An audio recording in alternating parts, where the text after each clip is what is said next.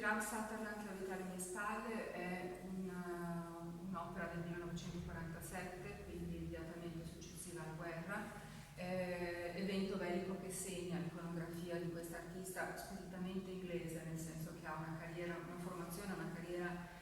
assolutamente britannica, e pensate che è la prima volta che si vede in Italia nel 1952, quando partecipa al padiglione della Biennale di Venezia. Quindi è un altro degli acquisti che un po' stupiscono in questa collezione, appunto totalmente autonoma e portata avanti con un gusto assolutamente personale. In questo caso la scomposizione di questo Cristo, perché di una crocifissione si tratta, che diventa una sorta quasi di macchina, è però un'operazione che, come ci ha dimostrato Arcangeli, che è il primo critico che si occupa in maniera